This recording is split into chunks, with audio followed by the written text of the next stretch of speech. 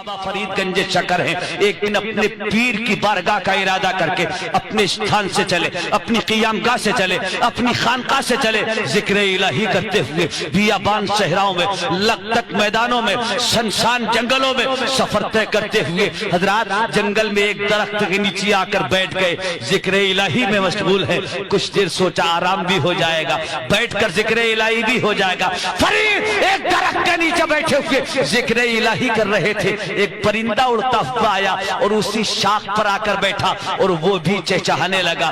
फरीद ने एक बार नजर उठाकर देखा, परिंदा चहचहा रहा है। दोबारा फिर देखा, तीसरी मर्तबा फरीद ने फिर देखा और तीसरी मर्तबा देखकर फरीद फरमाते हैं, ये मर क्यों नहीं जाता? मैं जिक्र इलाही कर रहा हूँ और तू मेरे जिक्र में खलल डाल रहा है, मर क्यों नहीं जाता? इतना फरमाया फरीद ने, वो परिंदा वहीं शाख से तड़पा, जमीन पर आकर तड़प कर ठंडा हो गया, मर गया। एक जुमले पर मर क्यों नहीं जाता? फरीद ने कुछ देर जिक्र इलाही किया, उसके बाद परिंदे पर नजर डाली और उन्हें एहसास हुआ। फरीद सोचने लगे, फरीद तुमने बुरा किया, तुम जिक्र कर रहे थे अपनी जबान में और ये परिंदा खुदा का जिक्र कर रहा था अपनी जबान में। तुम भी जाकिर थे, परिंदा भी जाकिर था, तुम भी खुदा का जिक्र कर रहे थे, परिंदा भी अपनी जबान में खुदा का जिक्र कर रहा था। फरीद तुमने बुरा किया, एक जाकिर ने दूसरे जाकिर को शाख से गिराकर ठंडा कर दिया। हजरत फरीद को जब एहसास हुआ, फरीद को जब ख्याल आया तो फरीद के हाथ में जो तस्बीह थी वही तस्बीह आपने उस परिंदे को ऊपर घुमाई और कहा, परिंदे मैंने अच्छा नहीं किया, मुझसे गलती हो गई, अल्लाह के हुक्म से जैसा था वैसा ही हो जा, कसम खुदा की। इधर वो तस्बीह के दाने परिंदे के बाजुओं पर पहुंचे, उधर परिंदा फड़फड़ाया, जमीन से उड़ा और उसी शाख पर जाकर बैठा। फरीद अब वहां से आगे बढ़े तो आज एमपी में जो शहर झांसी है, बड़ा मशहूर शहर है प्यारे, ये उस दौर में एक छोटा सा गांव था झांसी। हजरत फरीद उस जंगल से चले, उस इलाके से चले, उस पेड़ के नीचे से हटे और प्यारे जहां आप जिस दरख्त के नीचे बैठकर अपने परिंदे को गिराया था वहां से झांसी 150 किलोमीटर की मसाफत की दूरी पर था। फरीद मंजिलें तय करते हुए वहां से चले, झांसी पहुंचे और झांसी पहुंचने के बाद आपको प्यास की शिद्दत हुई। झांसी गांव के बाहर एक चश्मा था, औरतें उस चश्मे से पानी भर रही थी। हजरत फरीद एक तरफ जाकर खड़े हो गए। पहले का दस्तूर था, पहले का ये उसूल था, जब मुसाफिर चश्मे के किनारे कुछ फासले पर आकर खड़ा हो जाए तो पानी भरने वाली औरत हो या मर्द, वो समझ जाता था मुसाफिर है, प्यासा है, इसे बगैर कहे पानी पिला दिया जाए। वो औरत हो या भरने वाला मर्द हो, बगैर कहे मुसाफिर को पानी पेश करता था।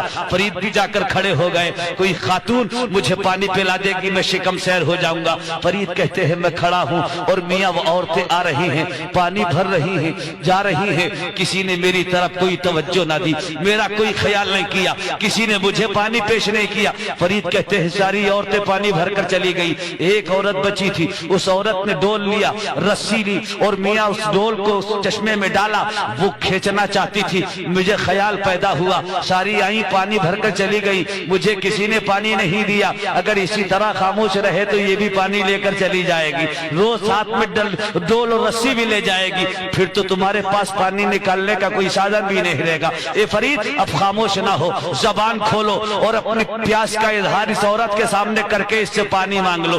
फरीद के दिल में ये ख्याल पैदा हुआ ही था। जैसे ही ख्याल पैदा हुआ, औरत डोल खींच रही थी, औरत ने डोल वही छोड़ा, पैर से रस्सी को दाबा और पैर के नीचे रस्सी दाब कर औरत फरीद की तरफ मुखातब होकर कहती है, ए फरीद सब्र करो, सब्र। सारी चली गई लेकिन मैं तुम्हें बगैर पानी पिलाए नहीं। सुभान अल्लाह, सब्र करो, सब्र से काम लो, कहीं मेरे साथ वो मत कर देना जो तुमने जंगल में परिंदे के साथ किया था। बेशक। अरे जरा सोचिए, फरीद की प्यास तो दूर हो गई, क्या बात है, सुभान अल्लाह। अब फरीद इस चक्कर में लग गए, यार वो इतनी दूरी पर ये सारा मामला, मेरी इससे कोई शनासा नहीं, कोई मुलाकात नहीं, मेरा झांसी गांव में कोई शनासा नहीं, बेशक। लेकिन इसे मेरा नाम किसने बता दिया, फिर वो परिंदे का मामला इसे यहाँ से कैसे मालूम हो गया? जी आज तो भूल गए।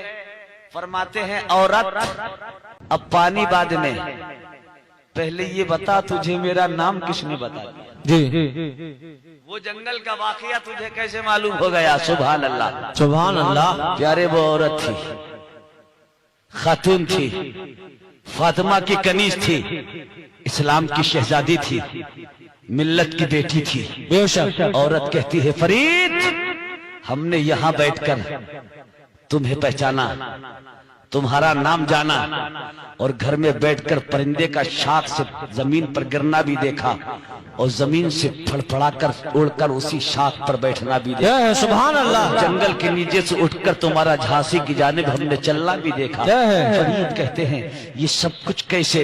कहा मैंने कश्फ से, अपनी रूहानी ताकत से, अल्लाह के अता करदा पावर से मैंने अपनी विलायत से तुम्हें पहचान लिया, तुम्हारा नाम जान लिया। जय है सुभान अल्लाह। बैठकर मैंने अपनी विलायत के जरिए से तो उस परिंदे का गिरना भी देखा, उड़ना भी देखा। सुभान अल्लाह सुभान अल्लाह। फरीद फरमाते हैं औरत तुझे ये कश्फ की दौलत कैसे मिली, ये रूहानी ताकत तुझे कैसे मिली, ये विलायत तुझे कैसे मिली? तो औरत कहती है फरीद ये विलायत, ये कश्फ की दौलत, ये रूहानी ताकत मुझे मेरे शौहर की दुआ से मिली है। सुभान अल्लाह सुभान अल्लाह। शौहर की रजा से मिली है, शौहर की खिदमत से मिली है, शौहर की दुआ से अल्लाह ने मुझे वक्त का वलिया बना दिया।